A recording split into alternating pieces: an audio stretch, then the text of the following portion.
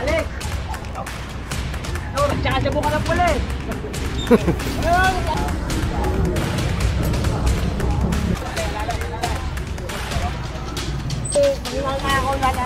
Yun ang maganda doon! Muna daw kuya, pahanap yun.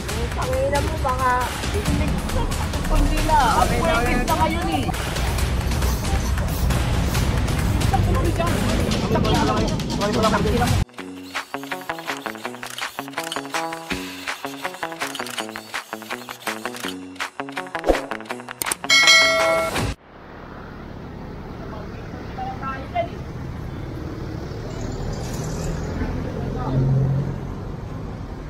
Pinabenta nyo na yan para mapakinabangan nyo.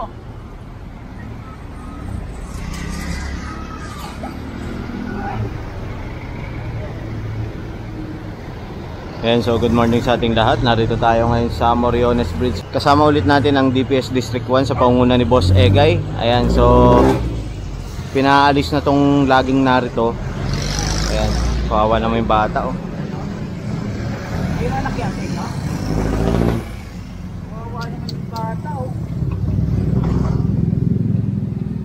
Ilang beses na kasi silang sinasabihan dito na bawal sa bangketa ilagay yung mga kalakal nila katulad na itong kariton na to. Dahil nga napakaraming motorista na dumaraan dito.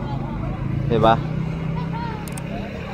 Delikado to para sa mga motorista. Mamaya masagi yan, magkakaroon pa ng disgrasya. Ginawa pa nilang bahay itong outpost na to. Ito, tinambakan rin. Oh.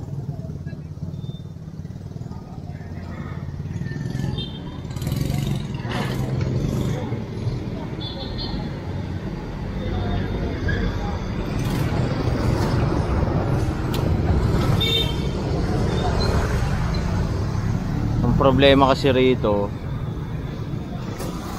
masyado silang nag-iipon ng napakarami. Pwede naman silang mag-ipon at pwede agad ibenta. Hindi yung itatambak lang dito sa kalsada saka sa bangketa. Hindi kasi na-access ng tao ang bangketa. So para saan pa, 'di ba? 'Di ba? Kailangan kasi ma-access ng taong bayan ng bangketa. Paano dadaan yung mga estudyante rito? Merong school dito malapit. Tapos sa likod natin merong mall, Tutuban Mall. O, paano yung mga papasok sa trabaho na naglalakad, 'di ba? Dito dadaan sa kalsada, hindi naman pwede 'yun.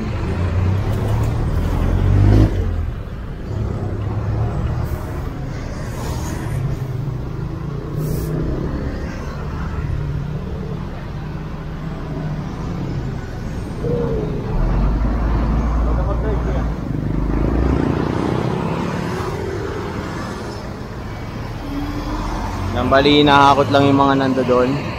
Tignan natin kasi merong tinatambak rito na kung ano-ano lang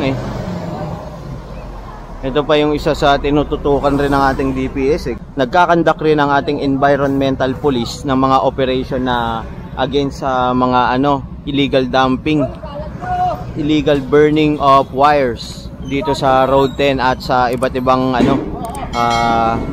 lugar dito sa District 1.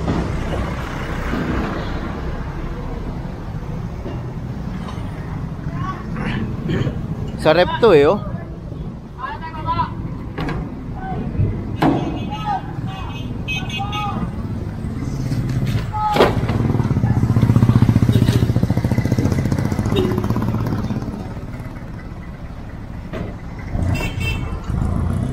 May mga salamin pa. Ito pa, si kuya. Ano yan kuya? Basura na.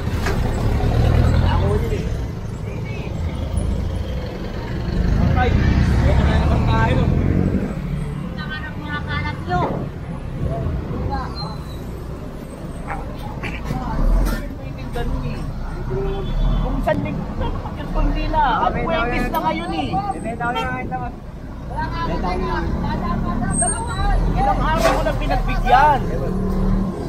Sige na, kunin mo yung kukunin mo. Kukunin namin yung kalat na iba. Sige na. Oo nga kung marunong kayo makinig. Hindi naman kayo nakikinig sa amin Sige na.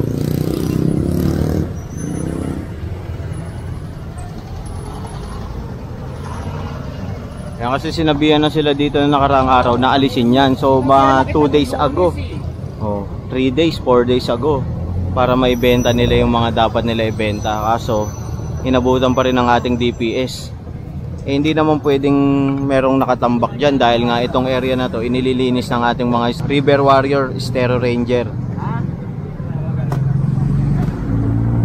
Hindi na kami nagkulan ng pasabi nung Lunes ko pa pinaalis yan.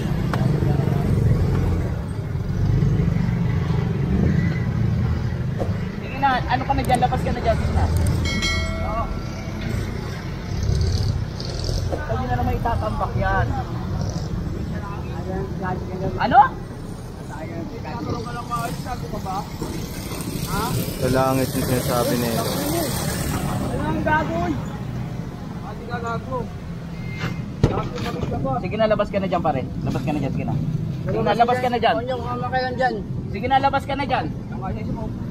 Sige na, lumabas ka na dyan.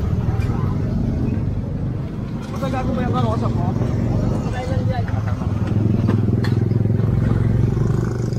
Huwag ka nang kumuli dyan. Baba!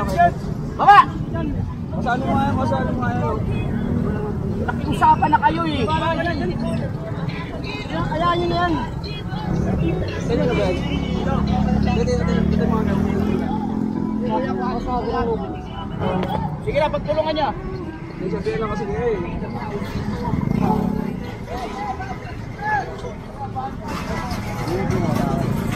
Ang pinagsabihin lang kasi niya. Ano yung lang agad? Tanggalin mo na agad. Loko to.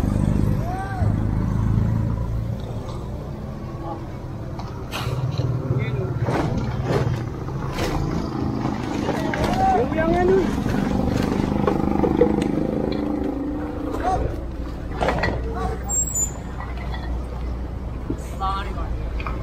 Kurt, baba, tulungan mo yun. Ano?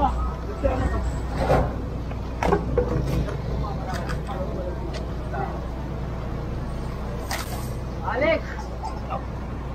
Duro!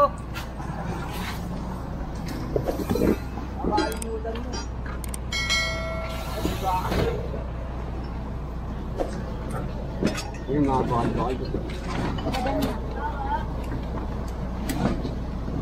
Yan bas. Yan bas.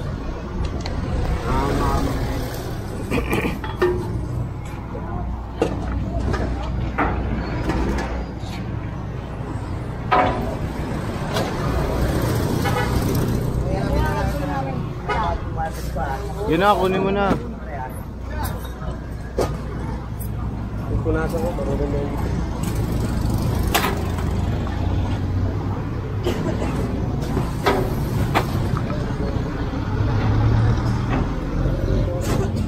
Mga bakal-bakal pala to. Actually, kalakal nila to kaso hindi talaga pwedeng tambakan yan. Yun dyan. Kasi kung titignan yung sinarado na ng barangay, ano, dati kasi open yan.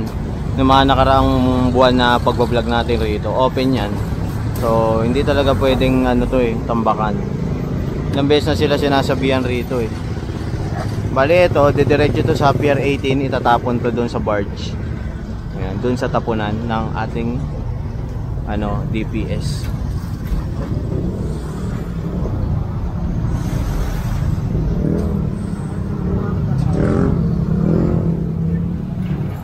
Dami oh. Mga kulambo pa.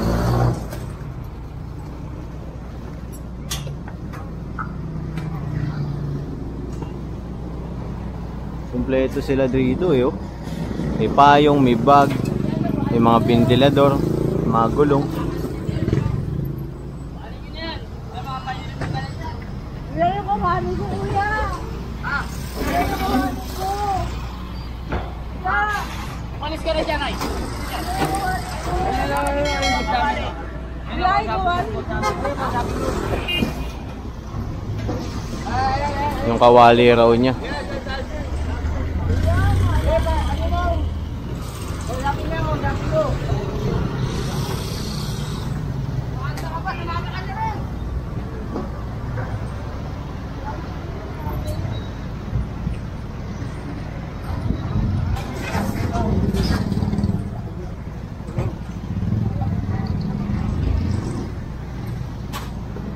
Binubulok na yung iba eh.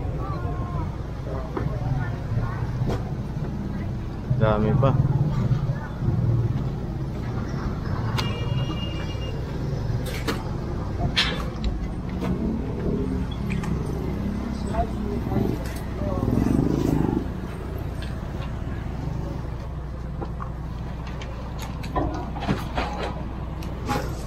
Kaya ko pa rin.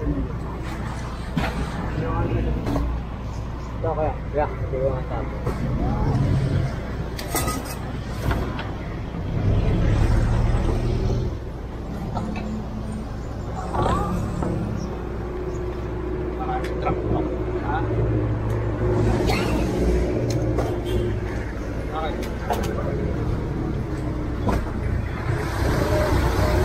Dami.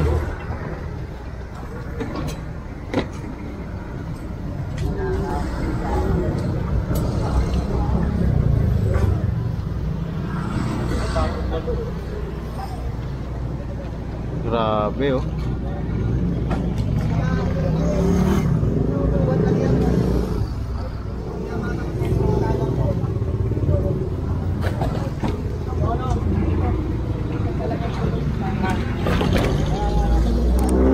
Kunin mo yung styro na, kunin mo na yung styro. Maglalagyan. Styro. Baba. Dami oh. Yung chairman ni Banghitis na to. Meron pa silang sofa na sira.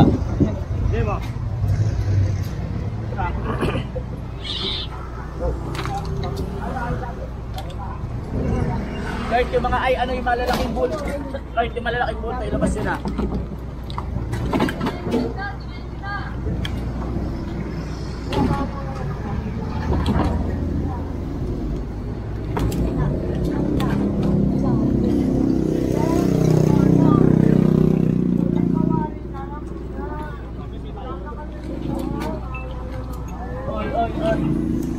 Sige na, wala kami kinuha kawali.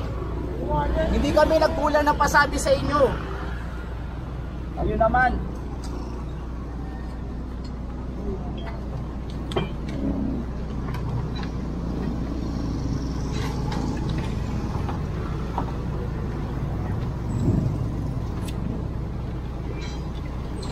Hindi ko lang maintindihan kung bakit sila nagtatambak ng hindi nakalakal yan eh oh.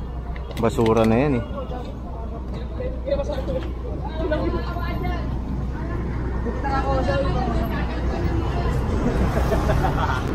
Nagtsasabo ka ng pulis. Ayun, nagtsasabo ka raw oh. Nagtsasabo ka daw. Hindi naman nagkakakaw. Oo, hindi naman nagkakakaw eh. Pero nagsasabo no?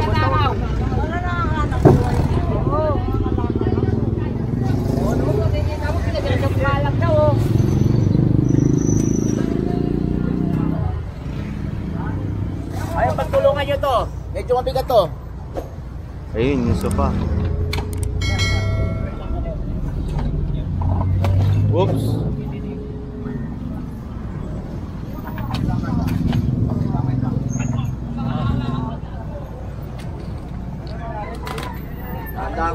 Dahan kayo.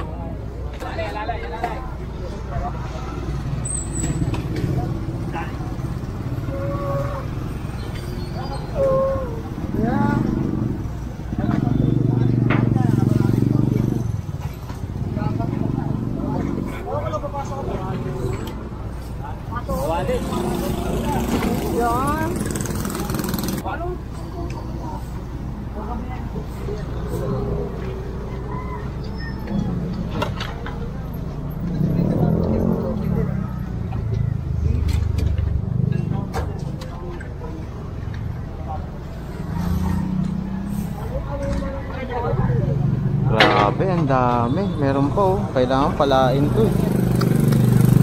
Oops.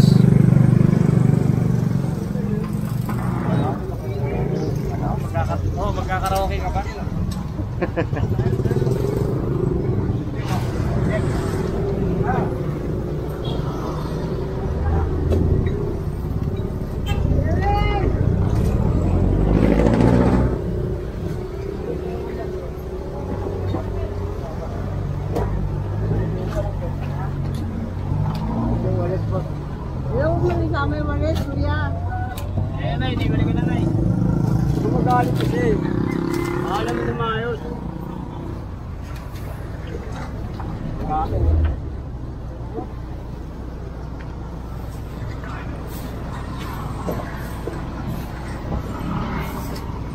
ng pambiling kawali. Magnanakaw na lang ako. Yun ang maganda doon. Maganda doon magnakaw ka. Sabay mo na, siya po sa ako kanakaw. Para mas mabilis ka. Karaya ka naman sa loob eh.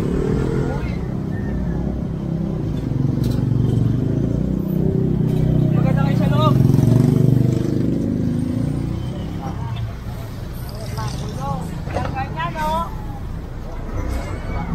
Sa loob, maraming pagkain sa loob. Mahirapan. Bantay ka pa.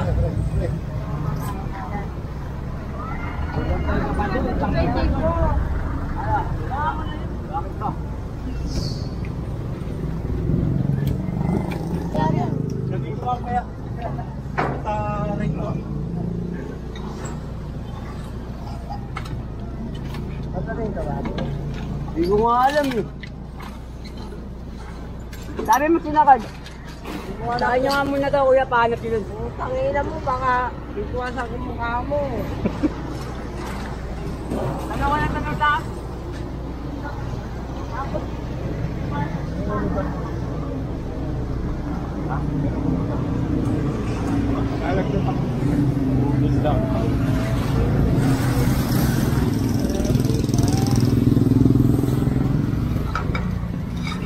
Hindi ba tingin ko Kuya Jeff, motor ko. Motor. Ando.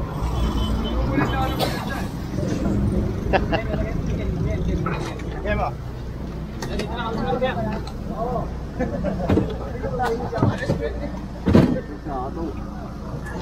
Parang may ang order ko eh. Parang nakita.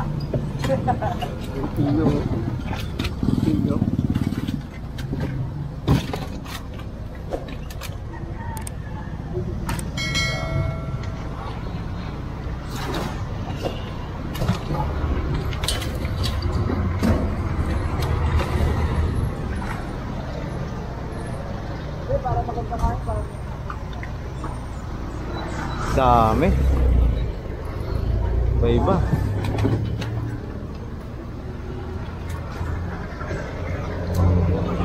Hindi na siya kalakal sa totoo lang. Kung titignan nyo yung mga nilalabas ng ating DPS, oh, puro ano na siya eh, nabubulok na kahoy, diba? Tapos yung mga plastic, basura na talaga siya. As in, nangangamoy siya ngayon.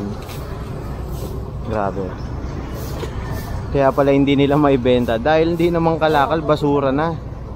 Halo-halo. May mga eco bag, diba? May mga wire na hindi naman pwedeng ibenta. Dami oh. May mga papel pa.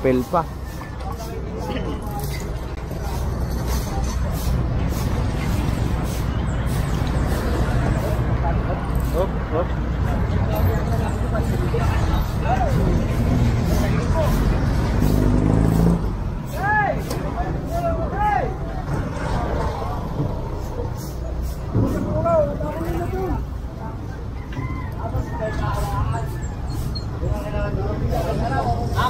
Kailangan tayo.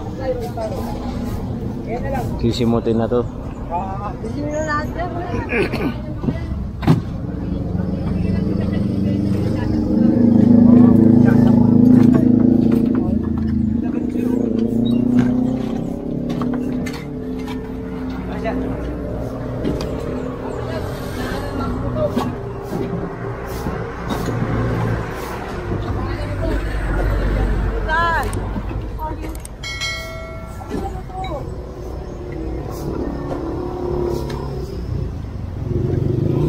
Musang pala si ate. Musang.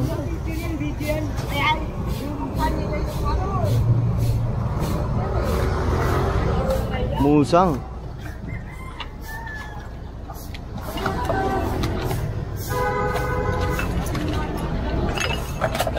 Last goal. Ubus. Ayan, ubus na. Bali yung mga natira dyan sa sweeper na lang. Ayan, kinuha lang natin yung talagang ano, malalaki. Parang debris na din, sabihin na natin gano'n. So lilipat pa tayo ng ibang location kasi marami pa tayong trabaho ngayon. Ayan, kasama ulit natin si Boss Egad.